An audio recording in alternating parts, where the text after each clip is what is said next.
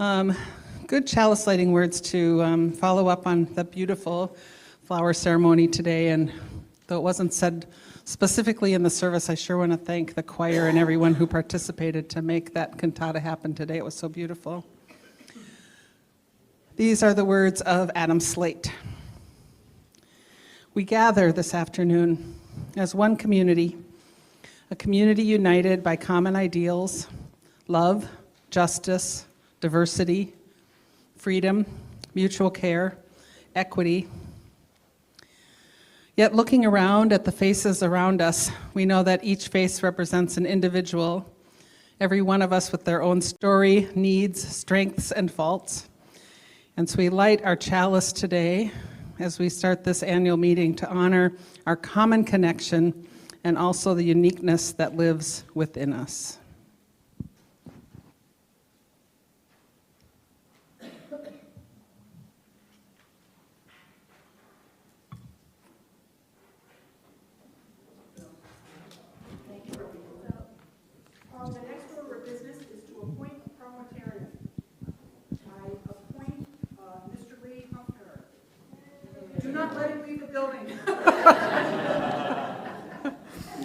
Lee, do you accept? Yes. Let the records reflect I got a thumbs up. Our next order of business is to approve the agenda. It's in your packet here. May I have a motion to approve? If you want to discuss, we'll do that after the motion's on the table. Motion. Karen Zimmerman, second. Second. Melissa Masante, right? Was that Melissa? Yeah, glasses are on for. Funny. Is there any discussion of last year's agenda? This year's agenda, yeah. Next year's agenda, yeah. All right, I call the vote. All in favor of approving the agenda?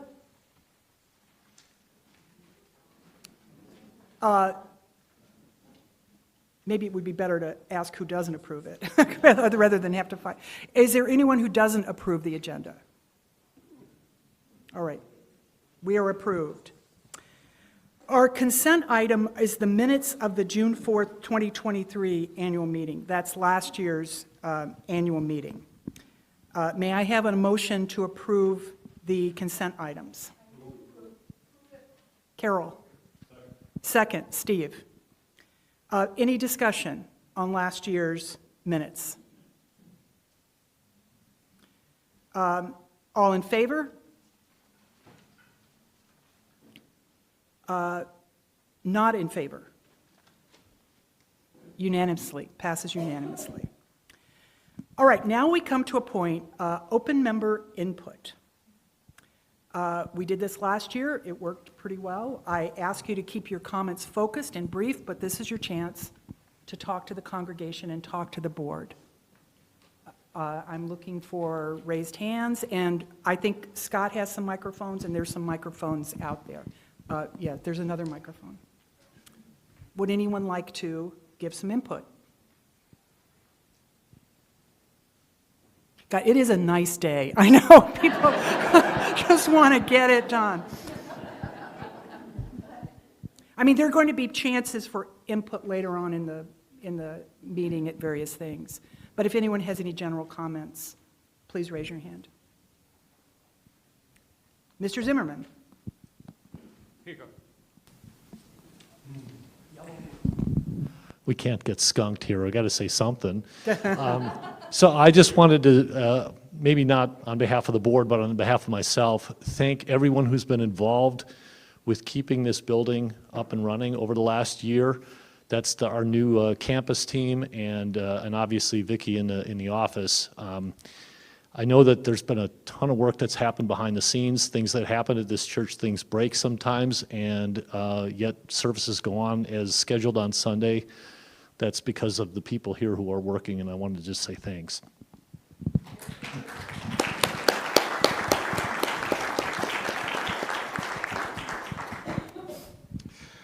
I didn't prepare any remarks, but as the chair of the transition team, I would like to, even though she's still here for the month of June, like to thank our interim minister, of the past 2 years for all of that she's done for us during these 2 years. If you want to hear my prepared remarks, please come to the party on June 29th.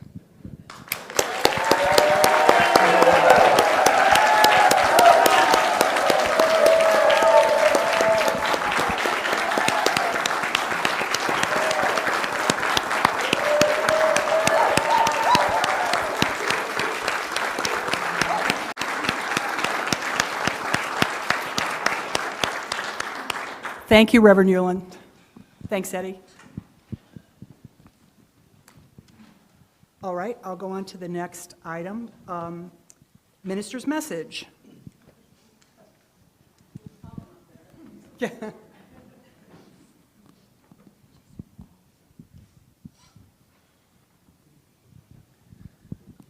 I didn't prepare anything.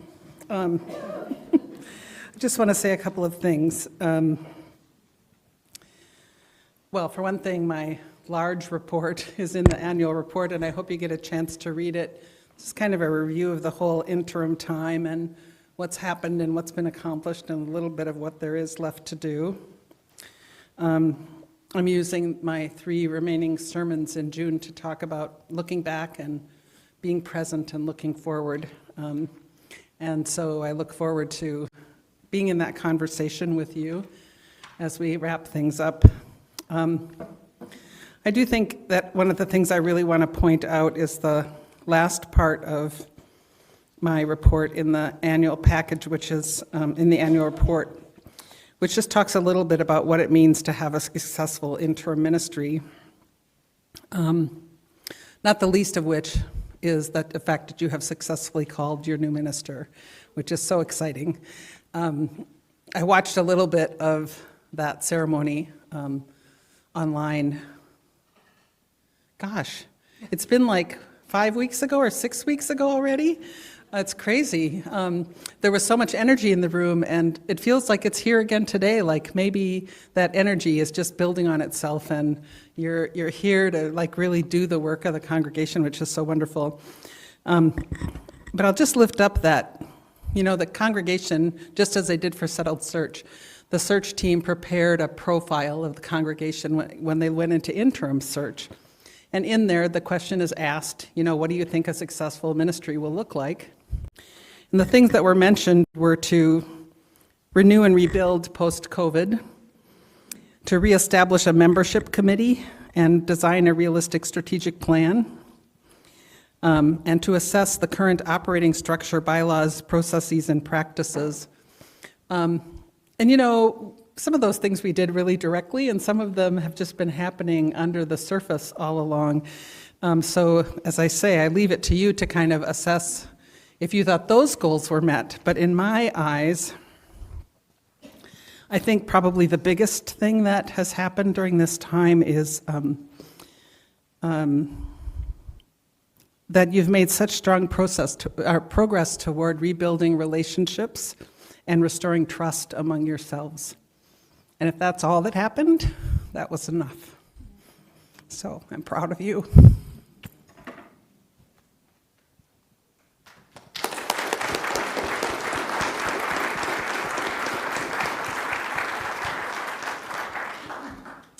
Treasurer's report, Leslie Peterson.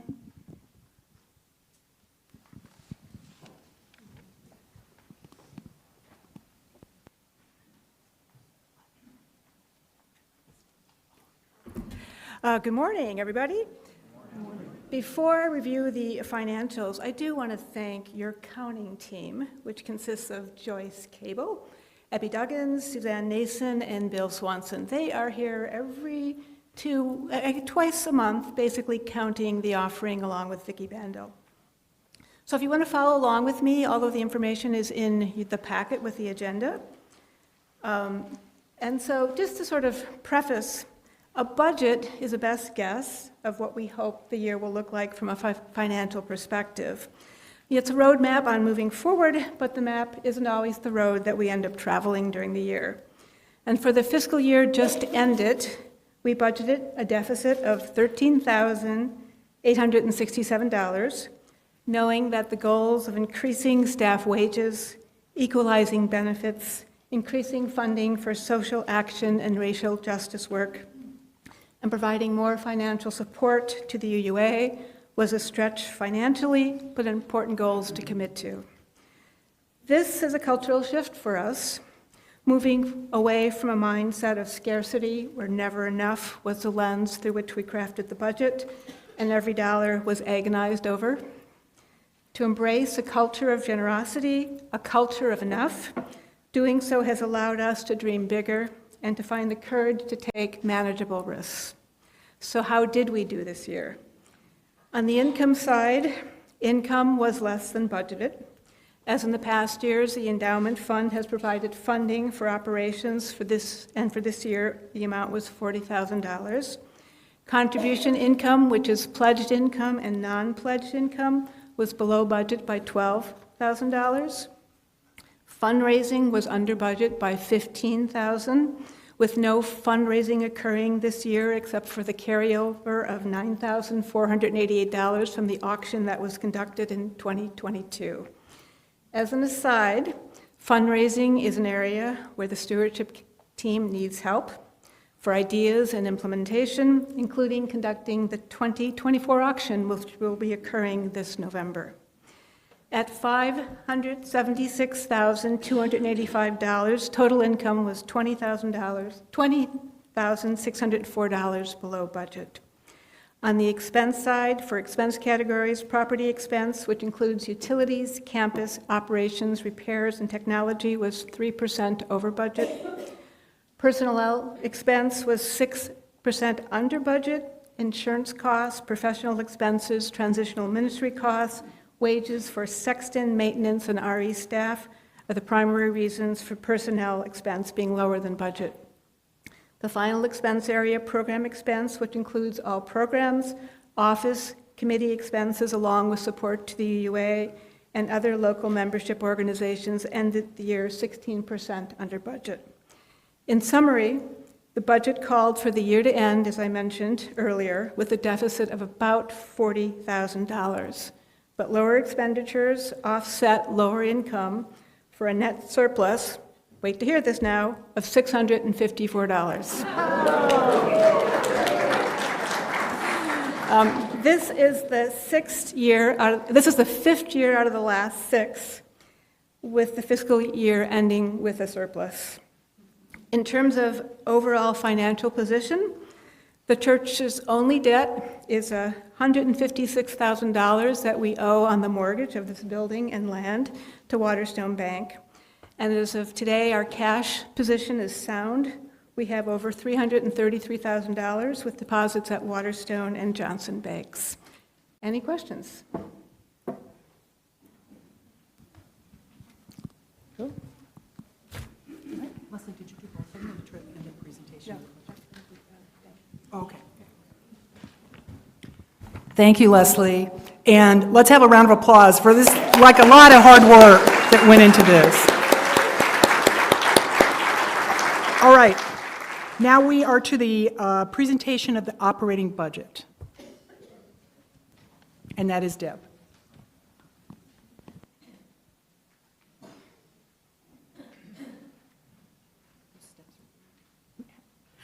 Good morning. My name is Deb Ritchie-Kohlberg. I'm the chair of the Finance Committee.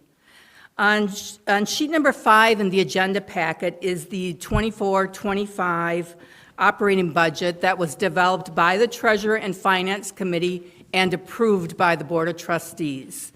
It's being presented here for informational purposes. I'm not going to read all the numbers, but I'll just give you a few notes about this budget. Based on our pledge drive, we are projecting a contribution income of $473,000. There's also a line of $5,000 for income from potential new members who we hope, once they become new members, will pledge. In addition, there's a line for $23,000 of non-pledged income. Some people choose not to pledge but do contribute to our church.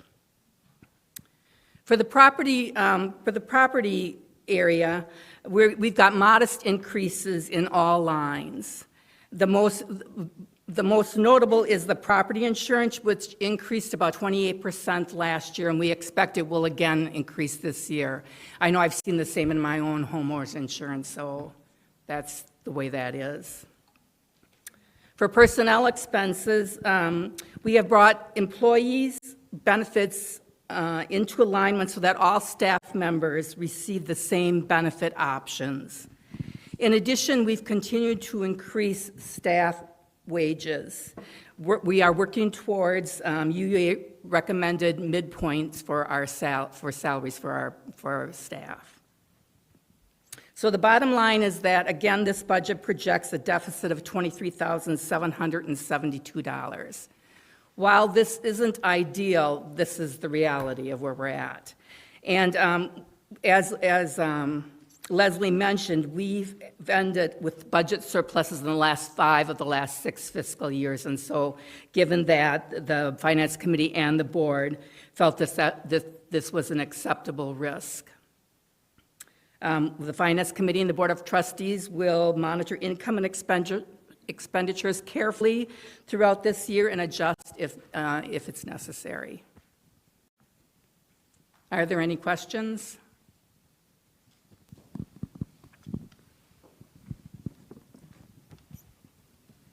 Okay, thank you.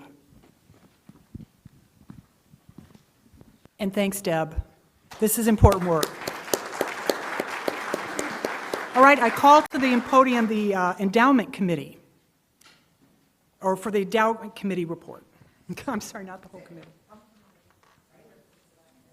It doesn't. We have no etiquette. Good. I'm Elma Sophie, and I'm this year's chair of the Endowment Committee. Can you hear me now? Short people. I don't know how many of you know that not all Unitarian churches have an endowment fund. I never knew that. I always assumed everybody did, and we are blessed to have a fund like that, because here's what it does for us. It supports the financial stability of the church and help the congregation to grow in perpetuity. It also provides a safety cushion for emergency or recurring expenses. It helps us to promote the UU principles in both the church community and also in the greater community. And it provides opportunities for enrichment that might not be otherwise available. So we are blessed to have that fund available and the monies that we get from that fund. As a committee, we are responsible for overseeing and protecting the endowment fund. We review and reward grants for the needs of the church, and we promote the fund to members of the church so that the fund can grow and thrive. Now, as a committee, we wanted to look at what do we want to accomplish this year. The first thing we did is we reached out to 7 prior committee chairs to see what we could do to improve or to add to what's been done in the past. And it helped us to define who we wanted to be on the committee. So that was one of the things that came from that. We made revisions to the endowment fund webpage. And what you can do now is when you go to the UUCW site, you can just click on donate, and the endowment page comes up, a description of what it is, and then you can also have the grant requests, endowment grant requests right from that page. So that was a big improvement, including we changed some of the verbiage, that was on that page to reflect our policies and procedures. We wanted to increase the visibility of the grant request. That came up last year during last year's annual meeting, and we thought, how can we make it better? And so we had a table in the community room for 3 consecutive weeks, including, we listed some of the grants that were provided over the number of years to encourage people, if they have an idea that they want to pursue and get a grant for that idea, they could do so. And then finally, we wanted to reach out to individuals that have given to us in the past. So what we did is we looked from, I think, 2011 to 2024, people who have given to the fund, And then we actually contacted them to see if they wanted to opt out of being recognized. And they were recognized through the e-news. If you had a chance to look at it and read it, there was a lot of names on there, including people who are gone now. So it was something that we wanted to do to thank people for giving to the fund. Now, another thing I didn't realize until I joined the committee is how do they determine how much money can be given away? And we use something, maybe some of you know this, we use something called the Harvard Fund, the Harvard method. And what it is, they determine each quarter the amount of the net asset value of the fund. And then we take 13 quarters, which is 3 years and a quarter, and take the average of that, and then 5% of that can be given away. So I thought, okay, that makes sense, to me, and which I always like is understanding things. So in spite of advertising, that you can apply for grants, we only got two requests. The first one, the amount that we had available was $40,869 was available for requests. And we only had two requests. One was from Earth Ministry for $705 to replace the fluorescent lights in the community room with LED lights. And that will save us money in the long run, so that's good. And the second award was given to the Board of Trustees, $40,164. And I want to congratulate the recipients of the grants. I want to thank our committee members, Lynn Broadus, Jennifer Valieri, Thayer Fisher, and Pat Ginter. They really worked hard to get all this going. And Pat and Thayer are going to be off the committee this year, and they've served on it for 3 years. So it's a 3-year commitment. And I want to extend a warm welcome to two potential new members. We haven't voted, but looking at their bio, they sound really wonderful. Eileen Collins and Bill Bowen, and their experience and skills will really serve the committee well. So, thank you. Any questions? No. Oh, one. Okay. I'd like to know what is the board going to use their 40,000 grant for? But it's basically, maybe somebody else can answer. I think the board, okay, go ahead.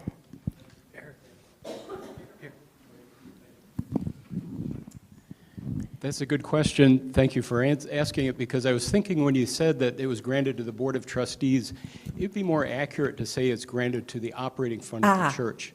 Thank you. So it's granted to all of us to support the operating fund. Thank you. Any other questions? Okay. Thank you, Alma. Oh, it did get the microphone. Thank you, Alma. All right, next up is the nominating committee report and elections. Jim?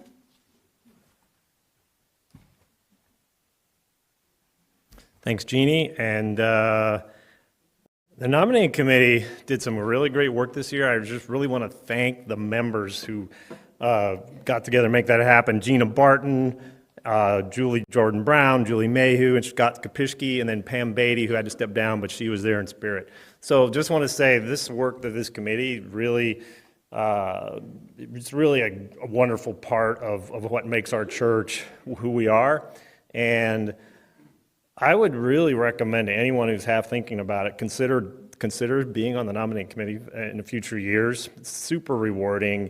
You get to know other people really well, and it's a chance to talk to other members of the congregation and find out what their interests are, how they might want to contribute to the congregation in the future, and you get to know a lot of people in ways you might not otherwise. So think about that in the future. I also just really want to thank all of the nominees who have stepped up and said yes. So thank you, thank you, thank you. We have a great slate. You'll get to read all about them if you want to check out their bios. I urge you to do that. There's 3 whole pages worth of bios in the back of your agenda today. Check them out. There's some really cool things about your fellow congregants. It's worth knowing. And if you get to be on the nominating committee, you can find those kinds of things out about other members of the congregation in future years. So In closing, I just want to say thanks again to everybody on that committee. If you see any of those 5 people, I hope they're here today, or if not, give them your thanks, because it was some great work they did this year. Any questions? Okay, with that, I'll hearing none, I'll give it back to Jeannie. Thanks, Jeannie. Thanks, Jim. So now we have to approve this slate. And I open the floor for a motion to approve the Board of Trustees nominations, the Endowment Fund Committee nominations, and the Nominating Committee nominations. Okay, I've got Karen and I've got Eric Zern as a second. Is there any discussion of these nominations or this vote? I call the vote now. All in favor of this slate?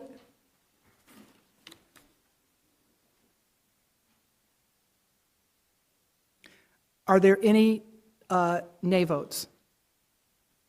Motion passes unanimously. Thank you. And congratulations to the nominees. All right. Now we have something a little bit different. UUA General Assembly, Article 2 advisory vote. Reverend Yulin is going to kind of introduce the topic, and then we will have our advisory vote.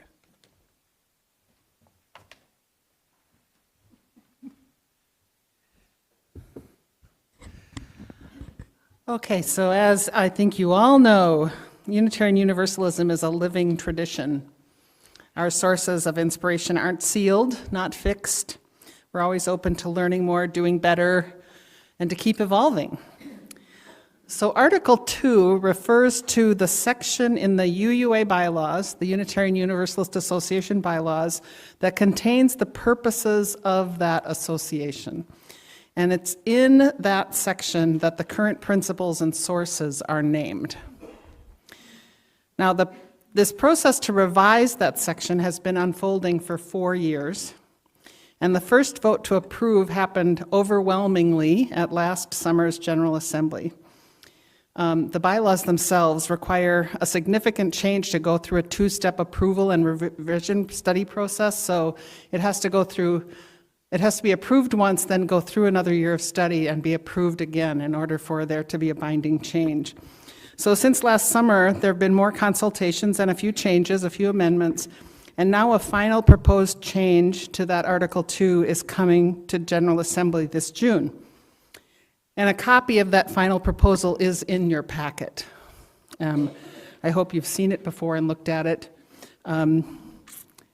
This is not a time when we're going to discuss what's in that proposal. I hope that you've seen it before, but it's there for your information. Several factors have led to this proposed revision coming to the table. One is the 8th principle. As you might know, the 8th principle, which is about dismantling white supremacy culture and anti-racism work, was initially affirmed by General Assembly in 2013 to add an 8th principle to the current 7th. But instead of going to a second vote, the Assembly at that time referred it to a study commission for eventual or possible inclusion in the official principles in Article 2 of the bylaws. And another reason that there's this proposed revision on the table is that the bylaws also suggest, as those of UUCW do, that things be reviewed on a regular basis. And Article 2 is supposed to be reviewed on a regular basis, and it was really past time to do that. So rather than adding that 8th principle or moving forward on just adding the 8th principle, it was all referred to a study commission, which was eventually charged with the work in 2020. And so that study commission conducted hundreds of interviews, received feedback from tens of thousands of people. You've seen many of the invitations to those conversations in the e-news, I hope, and probably, hopefully, participated in some of them. And as I say, that first version was brought to the General Assembly in 2023, where it passed overwhelmingly. And basically, the proposal from the Article 2 Study Commission is to shift from a list of principles to a collection of values. to better reflect who we are now and who we want to be in the next decade or so. And in addition to the change from principles to values, the other thing about the new Article 2, that it makes a couple of other substantive changes. One of those is to name love as the center of our faith. And if you're someone who ever memorized the 7 principles, love was not mentioned in them. And the article, this proposal suggests that, or proposes that love be placed at the center of our faith. Another thing that the proposal does, it embeds language about anti-racism, anti-oppression, and inclusion in the values themselves. And for anyone who wonders if that was done successfully, you might want to note that Paula Cole-Jones, who was the co-author of the 8th principle, serves on the Article 2 Study Commission. And then finally, the other substantive change is that it pairs words of covenant with each of the expressed values. In other words, calling us to actually walk the talk and live into those values. So, you might try to imagine the world and this faith in 1987 when the last revision happened. 1987. The world has changed a lot, and so have we. And the language that's used in how we describe who we are has to change as well. UUCW's delegates will be able to vote their conscience at General Assembly this summer, but the board didn't think it would be helpful for them to get a read on where the congregation stands. So as I said, your vote today is not about particular texts or edits. There's nothing we can do about those now. Many opportunities to learn about those proposed changes have been available to you. There have been workshops, webinars, sermons, and you might have even noticed that our monthly themes this past year were all the values, the new values. So personally, if you can't hear it in my voice, I really strongly support this revision. And the UUCW board has affirmed the change as well. But we do want to get a read on how you're feeling so that our delegates can take that with them as they choose how to vote this June. So, do you want me to? No, let me put the Okay. motion up and then Okay. we'll do discussion. Okay. So let's have the motion on the table, and then folks can discuss if they wish. So can I get a motion? Now, this is an advisory vote. Can I have a motion for this advisory vote? And a second. And aren't there words for the motion? Didn't we have specific words? Barb. Yeah. Discussion. Would anyone like to say a few words? Hi, everybody. I just wanted to say, I wrote all these things about the 7 principles so the kids could learn them and memorize them. And following the religious educators that are still working, it's so exciting because they've created something called Jet Pig, which uses the initials of the 6. If you look, you'll see, justice, equity, transformation, pluralism, independence, and generosity. And they designed this really cute little pig with a rocket on its back and a big love in the middle as a way for kids to remember this new system.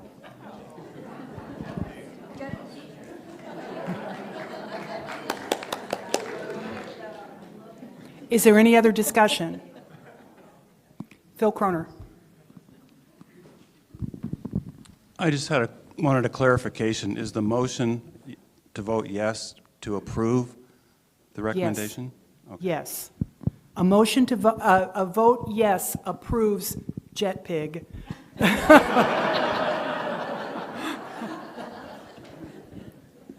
I think there's Your support of it. yeah, not the phrase Jet Pig, but the I was gonna ask, does that mean I have to dress up as a jet pig this time as opposed Yeah, to raisin bread? You have to, but no one else, yes. All right. Any other comments, questions or comments? Carol?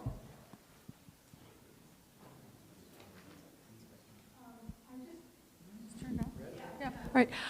I just wanted to add that I know that not everybody is in favor of this, and that I know some UUs who are very upset by this change. So this is huge. I'm in favor of it, but I know that there is a lot of sadness and disappointment that I've heard expressed. Something to know as well. Melissa? So, I wasn't raised in this tradition. And so I found the old way really confusing, and this makes so much sense. So just, like being a newbie to kind of UU stuff, like this totally streamlines it. And I know that efficiency isn't always like the best thing, but this really, really seems to make sense and like lock in. It took me one reading to understand what we're about, right? Whereas like I've read those principles a million times and I could not remember them, so. Thanks, Melissa. Alma? Thank you. And for me, the new ones are heart-centered, because if we never mentioned love and the old principles, there's something wrong there as a religion. So I really think love needs to be at the center, and I like the fact that it is. Thank you. Are we ready to vote? All right. As Phil clarified, a vote of yes is our support for the new wording, and a vote of no is a wish to retain the old wording. And this is an advisory vote for the delegates, so they understand what our church's feelings are when they are asked to vote. So, all in favor, please raise your yellow. And we're going to have to count this one. Yeah.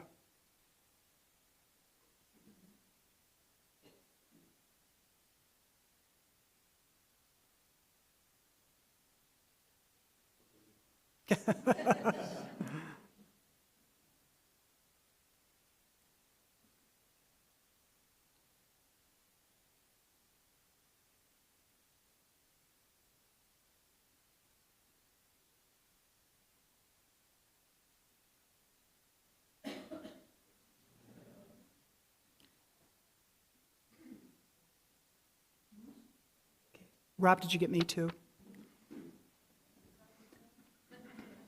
Okay. Now I'm going to call for the... Oh, and now I'm going to ask to the opposed. Who is opposed?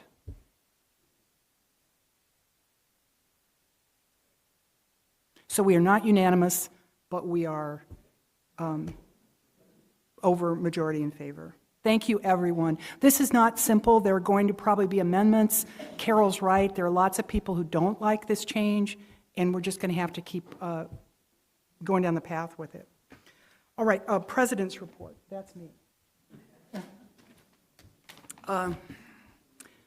Hello, friends. I am your current Board of Trustees president for about 20 more minutes. If you have comments or questions or complaints, Eric Cern. You can find him through Realm, and I'll be taking a long nap this afternoon because I just traveled internationally, but I'm sure Eric's up and ready to converse with anybody. I first have to tell you that this has been a great year to be president of UUCW. I feel like I got the four-leaf clover of years.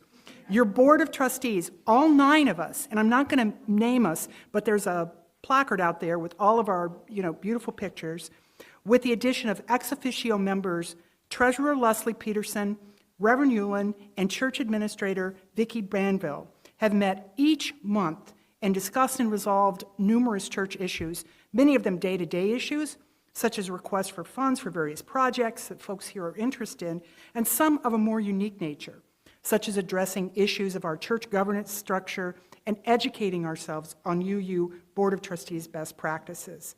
That's real work, as we say in my house. May I ask for a bit of applause for these large group of people and our ex officio members for their work for this past year. Thank you, Board. Thank you, Board. The best part of my job is working with these dedicated folks.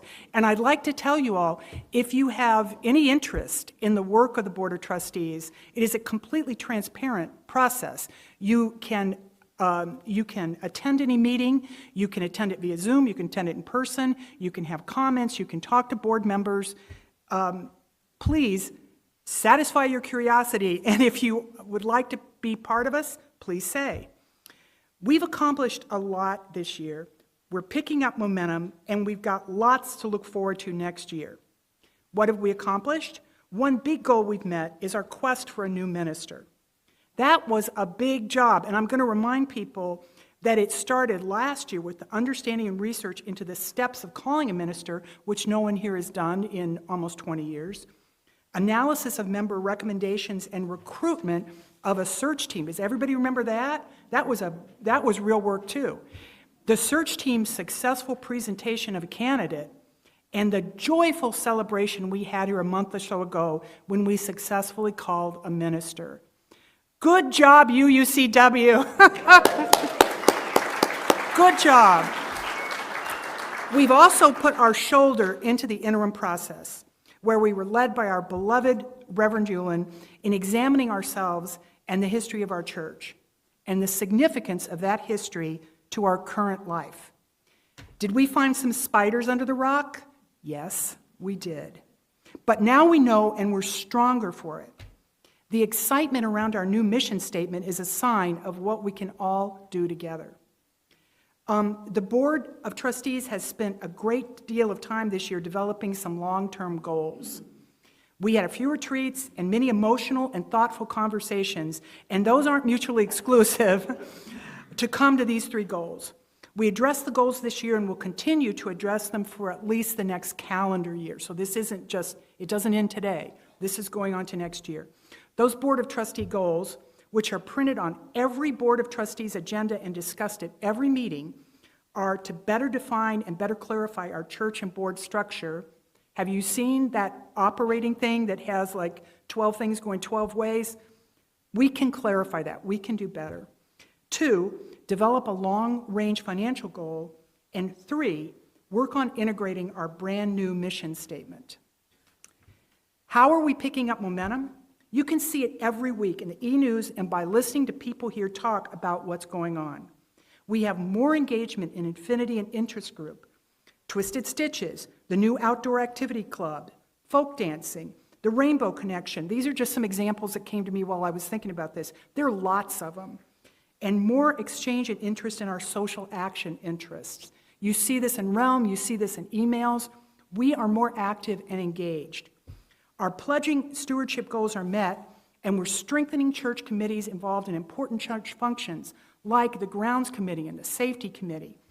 We're moving back towards an active membership committee. These are just some examples. This is what's happening, momentum. What are we looking forward to next year? Well, we'll get to know our new minister, and she'll get to know us. That's important. Let's try to behave until at least Christmas, right? By then she'll, we just got to give it some time before we reveal ourselves. We're also going to embark, I hate to bring I hate to bring the mood down. We're also going to embark on a revision of our bylaws. Lots have changed since the last time we did this. And we've all seen areas where change is needed. For example, technology is a bigger factor in our church than it was the last couple times we did this. We do things by Zoom and emails, and our bylaws need to help us understand what's permitted and what's not. We're also going to look for new funding sources. There's an interest in exploring the idea of developing a unique UUCW fundraiser, like Greek Fest down the street or the pumpkin sale at the Presbyterian Church on North Avenue. What could we do that would showcase our church to a larger audience? Any ideas? Send me an email. I may be taking a nap, but my email will be on. Also, this year we'll be having a church auction. This is a huge fundraiser for us. Let's kick it up a notch. In fact, the first exploratory meeting for the auction is Tuesday of next week. If you cannot make this meeting, that's fine. Express interest to somebody on the Board of Trustees or to Leslie Lynn Capitan or me, the stewardship committee. We'd love to have involvement. There's some talented people here. We could make this auction sing. All kinds of jobs are waiting for the perfect person or maybe the imperfect person. This event is an important source of revenue, so if you have ideas or elbow grease, let us know. We need your help. Final words. This has been a great year, and a lot of it is thanks to a great person who led us with enthusiasm and compassion, and I'm not going to get emotional, gentle guidance, and helps us find what makes us stronger and happier. That person is, of course, Reverend Ewan. Words cannot express my personal gratitude to her, and I know many of you feel the same. Reverend Ewan, thank you. Thank you all.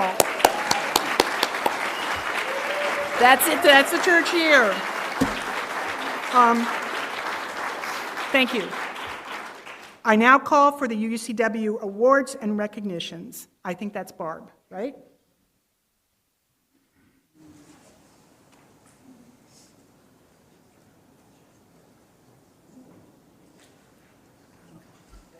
Clearly need to bring this down a little bit. I have lots of papers. It's my first time to use the remote, so you might need to bear with me. Being a member of this award decision-making group on the trustees, and Kathy White was also on it, but she's at a family graduation today, so I'm on my own. The annual trustee awards go to 3 members who took action, and I can't, which way do I point this? Oh, there. Okay, so it's up. The annual trustee awards go to 3 members who took action exhibiting excellence, initiative, and commitment, or enhanced the community in a manner that had definable results or outcomes. A long-term service award goes to 1 member whose long-term commitments or activities contributed to multiple activities or projects over a significant period of time. And we've gotten nominations and have voted as trustees. I have to say as an aside that there are many people who weren't nominated that also could have had their names on these nominee lists. And let me go through my paper here and get stuff in the right order. The one of the trustee awards goes to Ann Deal, and I think I saw her here. In fact, I think I checked her in. In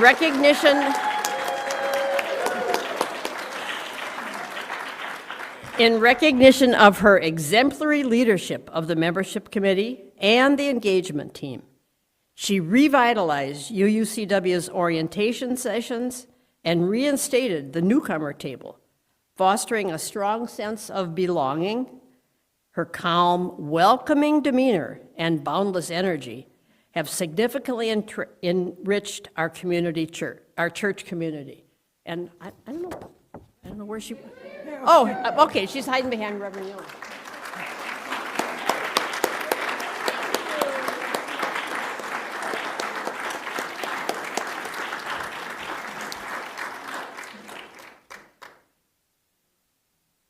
Okay, the second award goes to somebody who's not even with us anymore, but she did receive the award a little bit earlier. And here's what she had to say about it. We're here today to award Pam Beatty one of the UUCW Board of Trustees Awards. Let me read it for you. To Pam Beatty, in recognition of her outstanding commitment to UUCW while serving on the Board of Trustees over 4 consecutive years. Her role in spearheading the annual service awards, what we're doing right now. Her dedication and readiness to assist at critical moments during our church transitional period significantly contributed to our successful outcomes. Thank you, Pam. Well, thank you so very much. I am honored, I am humbled. This is amazing.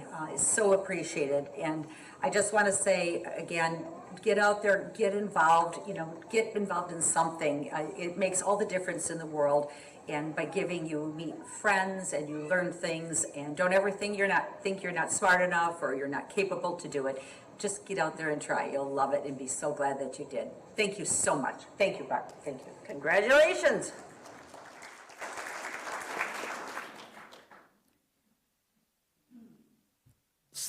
The next award is really to a group in our church, the transition team. And you can see the names up there.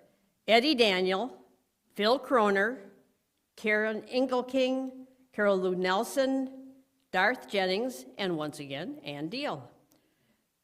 The transition team's compassionate listening fostered honest conversations, resulting in a beautiful new mission statement that inspires our entire community. And if those of you that are here want to come up and receive your award, I would be happy to distribute them.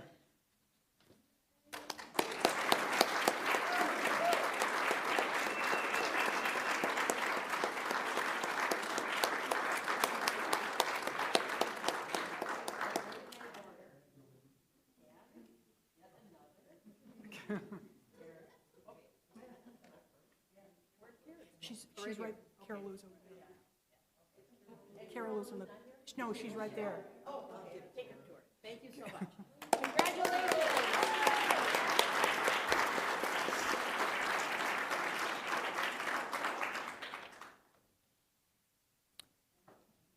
Our long-term service award goes to Ellen Neubauer, who is not with us today, but was able to be here at an earlier time. And here's what she had to say.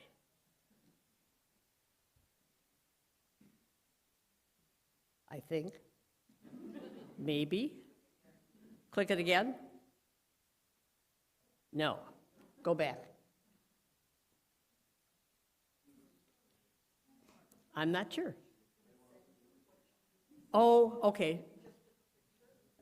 Okay, and if I got an email, I didn't see it. So we both forgot.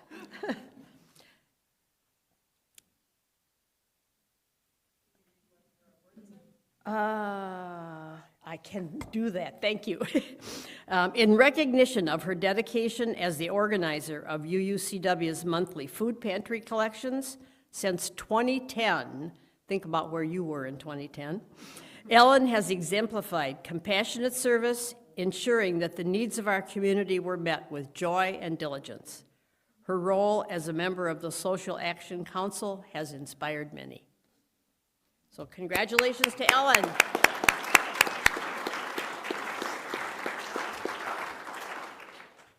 And now we have one more recognition, but I don't think I'm supposed to be doing that.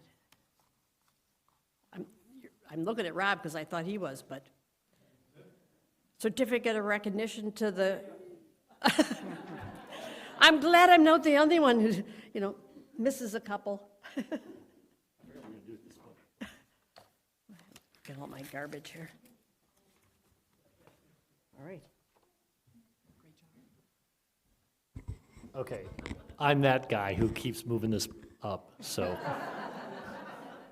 So we did have one sort of out-of-the-box recognition that we wanted to do, the board wanted to do. There was a nomination for the YRUU group. And, we've just been really impressed with the engagement of that team and the group of students and watching them develop their own personal spirituality. So we wanted to do this. We put a certificate together that we want to give to that team when they're done washing cars. And so it says on here, on behalf of UUCW members, the Board of Trustees recognizes the youth and adult leaders of YRUU for your commitment to UUCW and your practices of living our values. We honor your efforts to learn more about Unitarian Universalism's history during your Boston trip. We thank you for bringing Allies for Teens in Foster Care to us as our Split the Plate partner in December. And we encourage you to stay engaged with the church's mission as you continue on your spiritual journeys. So we'll get this to the YRUU group when we get a chance.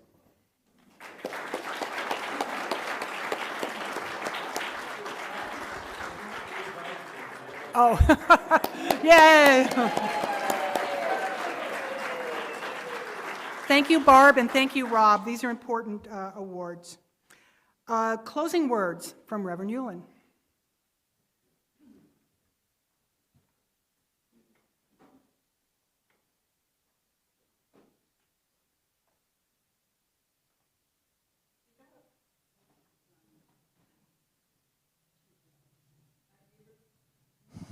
It's yellow, okay. You gotta love democracy, don't you? We're here practicing it together, it's so wonderful.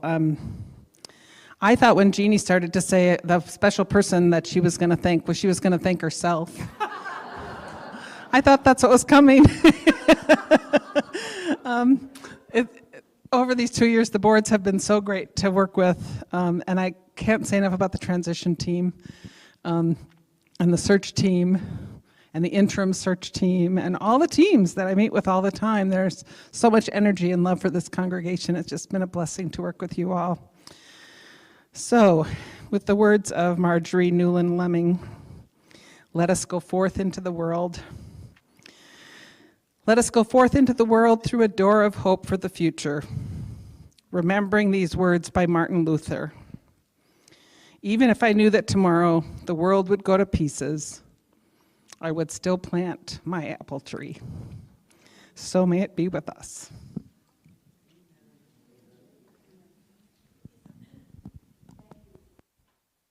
And thank all of you for spending a little bit of this beautiful Sunday here at this meeting. It's very important.